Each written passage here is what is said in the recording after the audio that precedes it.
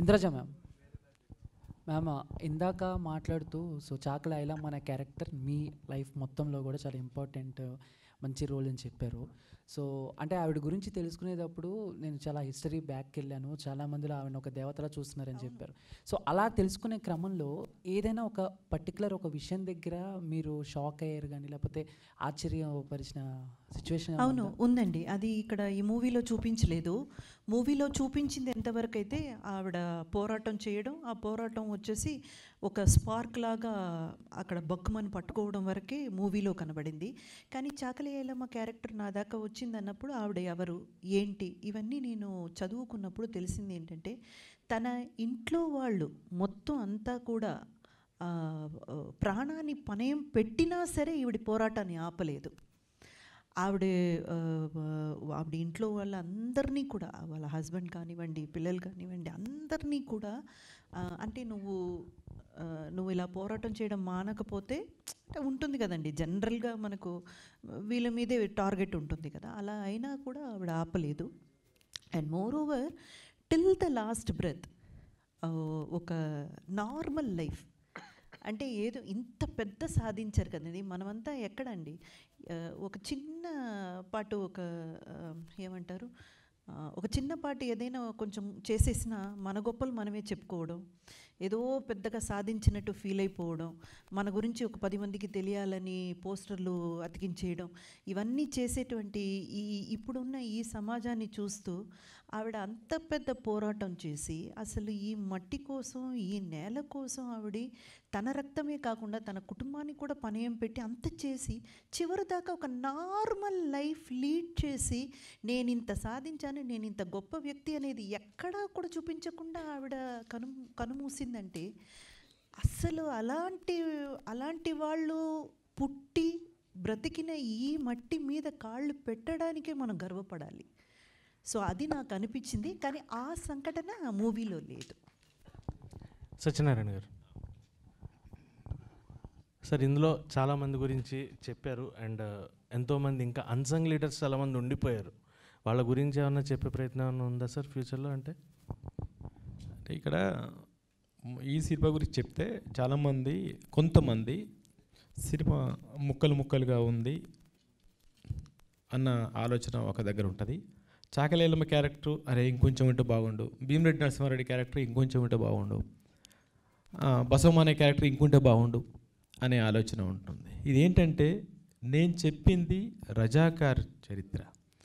రజాకార్ల గురించి చెప్పుతున్న క్రమంలో తీసుకున్న కొన్ని సంఘటనల్లో కొంతమంది అన్సంగ్ హీరోస్ని గుర్తు చేయడం జరిగింది. వాళ్ళ గురించి పూర్తి చెప్పాలి. అందుకని సినిమా చూసేటప్పుడు రజాకార్ అనే దృష్టితో చూస్తే నరేషన్ బాగా అనిపిస్తుంది.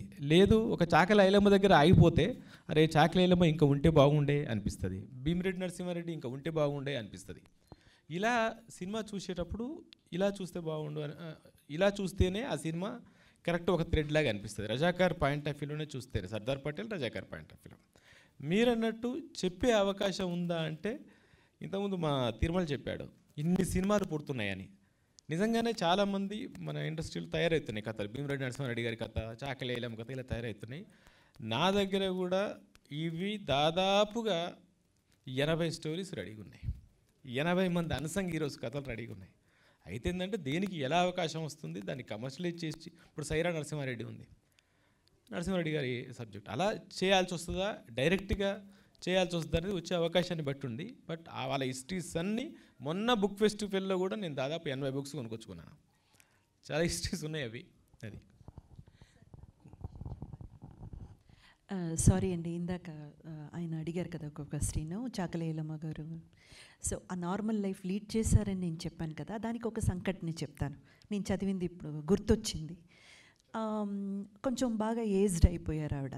ఏజ్డ్ అయిపోతే కళ్ళు సరిగా కనపడడం లేదంట. అంటే ఇవన్నీ రాసింది గూగుల్లో నేను చదివి తెలుసుకున్నది. కళ్ళకు సరిగా కనపడకపోతే సర్జరీ చేయాలి, ఆపరేషన్ చేయాలి అని చెప్పేసి అంటే దానికి ఈ ఫ్రీడమ్ ఫైటర్స్కి మనకు ఒక ఇది ఇస్తారు కదండి, కన్సెషన్స్ ఇస్తారు కదా, మీరు ఇలాగ వెళ్తే చేసుకో. దానికి ఒక ఫోటో అడిగారట అమ్మది. అడిగితే ఐలమ్మ గారి దగ్గర ఫోటో లేదు. అంటే నేనే ఈ ఫ్రీడమ్ ఫైట్లో నేనున్నాను అంటే ఈ ఫ్రీడమ్ ఫైట్ ఒక ముఖ్య భాగం నేను వహించానని చెప్పుకోవడానికి కూడా ప్రయత్నించని ఆవిడ ఒకరి గురించి నేను చెప్పట్లేదు, అది చూపించుకోవడానికి కూడా ఇష్టం లేని లేదా దాని మీద కూడా ధ్యాస పెట్టని ఎంతోమంది పోరాడితే వచ్చిందండి ఈ ఫ్రీడమ్. అసలు ఒక్క ఫోటో లేదు, నేనే ఇది చేశానని ఆవిడ ఎవరికి చెప్పుకోలేదు, ఎక్కడా చెప్పుకోలేదు. అండ్ అలాంటి వాళ్ళు మన మధ్య బ్రతికారంటే మీరు అసలు నమ్మడం వీలవుతుందా? నేను ఎందుకు నాకు గూస్ బంప్స్ వస్తాయంటండి, నిజంగానే రోమాలు నిక్కపొడుచుకుంటుంది నాకు. ఐలమ్మ అనే క్యారెక్టర్ నేను చేశానంటే ఇంకా నేను లైఫ్లో నాకేమనిపించిందంటే ఈ క్యారెక్టర్ అప్రోచ్ అయినప్పుడు అనిపించలేదు, కానీ ఈవిడ గురించి తెలుసుకున్నాక నాకేమనిపించిందంటే నా మీద ఇంకా బాధ్యత పెరిగింది, సోషల్ రెస్పాన్సిబిలిటీ నా మీద పెరిగింది. ఎందుకంటే ఈ క్యారెక్టర్ చేసిన తర్వాత చాలా జాగ్రత్తగా నా తదుపరి మూవీస్ క్యారెక్టర్స్ని నేను చూస్ చేసుకోవాలన్న బాధ్యత నాలో పెరిగింది. ఆవిడ అంత గ్రేట్ పర్సనాలిటీ అండి. తిరుమల గారు,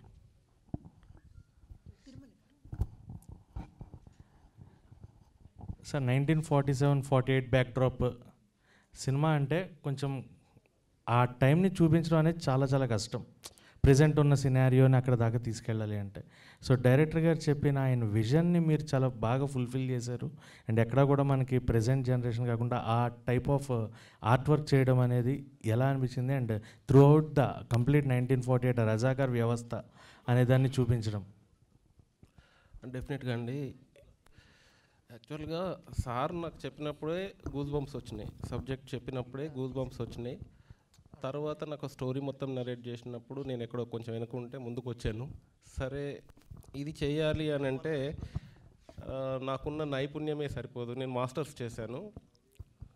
సో ఈ నైపుణ్యమే కాదు, దీనికి రీసెర్చ్ వర్క్. ఇప్పుడు మేము ఫైనల్ ఇయర్లో మాస్టర్స్లో థీసిస్ చేస్తాం, ఒక సబ్జెక్ట్ మీద రీసెర్చ్ చేసి ఒక బుక్ తయారు చేస్తాం, అప్పుడే మాకు మాస్టర్ డిగ్రీ ఇస్తారు.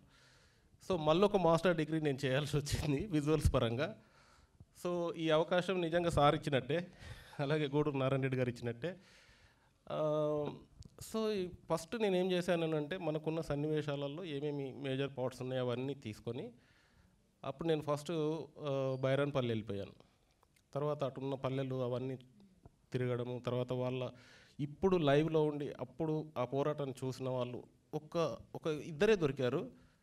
ఒక ఆమె పిచ్చామె అయిపోయింది, అంటే ఆమెది వేరే స్టోరీ. సో అలాగా నేను ఒక బైరాన్పల్లి విలేజ్లోనే ఒక 20-30 మందిని కలిసాము, వాళ్ళతో వీడియోస్ కూడా చేసాము. అది యాక్చువల్గా సినిమా రన్నింగ్ అవుతుంటే మధ్యలో పబ్లిసిటీ చేద్దాం అనుకున్న, అంటే అక్కడక్కడ రిలీజ్ చేద్దాం అనుకున్నాయి, అవి వీడియోస్ ఉన్నాయి మన దగ్గర. సో వాళ్ళందరినీ ఇంటర్వ్యూ చేసినప్పుడు బురుజు ఎలా ఉండేది, అసలు బురుజు కట్టడం ఎందుకు వచ్చింది, అసలు ఆ కన్స్ట్రక్షన్ అక్కడ ఎందుకు కట్టారు, దాన్ని ఇంత బలంగా ఎందుకు కట్టారు, కట్టిన కన్స్ట్రక్షన్ ఎందుకు కూలగొట్టారు, ఎలా అది డిమాలిష్ అయిపోయింది. సో ఇలాంటివన్నీ తర్వాత ఇప్పుడు ఎవరైతే బతికున్నారో వాళ్ళతోటి ఇంటర్వ్యూ చేస్తూ వాళ్ళు చెప్పినటువంటి ఐడియాస్ని పెట్టుకొని డ్రాయింగ్ చేసి వాళ్ళకి చూపించి ఇలా ఉండేదా అలా కాదన్నప్పుడు మళ్ళీ ఇంకొక డ్రాయింగ్ చేసి చూపించి అట్లా దాని మీద చాలా రీసెర్చ్ వర్క్ చేయడం జరిగింది. అలాగే సార్ దగ్గర చాలా బుక్స్ ఉండేవి. సో అలాగే మన డైరెక్షన్ టీం కూడా చాలా మెటీరియల్ కలెక్ట్ చేశారు. సో ఇవన్నీ కూడా ఇదొక ఏం చెప్పను వండర్ఫుల్ జర్నీ అండి. నేను ఒకనొక టైంలో నేను ఫీల్ అయింది ఏంటంటే సినిమా అయిపోయిన తర్వాత విజువల్ సినిమా చూసిన తర్వాత నేను ఇండస్ట్రీలో ఇంకా సినిమా చేయకపోయినా పర్లేదు అనుకున్నాను. దిస్ ఈజ్ ద ఎనఫ్, ఇంతకంటే నేను ఇంకేం గొప్పగా చేసేది ఏమి ఉండదేమో. ఎందుకు అని అంటే అంత రీసెర్చ్ చేయాల్సి వచ్చింది, అంత అవుట్పుట్ ఇవ్వడానికి ట్రై చేశాను. అంటే 100% ఇచ్చానని చెప్పను, ఎక్కడో నాకు తెలుసు ఇంకేదో మిస్ అయి ఉంటుంది, ఇంకేదో చేయాల్సింది అని ఇప్పుడు చూస్తే మళ్ళీ నాకు అనిపిస్తుంది. బట్ ఆ టైంకి 100% ఇచ్చానని అనుకున్నాను, కానీ కాదు, ఇంకా ఉంటుంది. బట్ ఎస్పెషల్లీ ఈ ప్రయాణంలో, ఈ జర్నీలో నేను ఇంతకుముందే చెప్పాను, మా ప్రొడ్యూసర్ గూడూరు నారాయణ రెడ్డి గారు, ప్రణయ్ అన్న, మా రమేష్ డిఓపి, వీళ్ళందరి సహకారం, మా డైరెక్టర్ గారి ఇన్పుట్స్, నేను ఏదైనా తప్పు చేసినప్పుడు ఇలా కాదు ఇలా ఉండదేమో ఒకసారి రీథింక్ చేయండి, లేకపోతే పలానా బుక్ చూడండి, లేదంటే పలానా వ్యక్తిని కలవండి.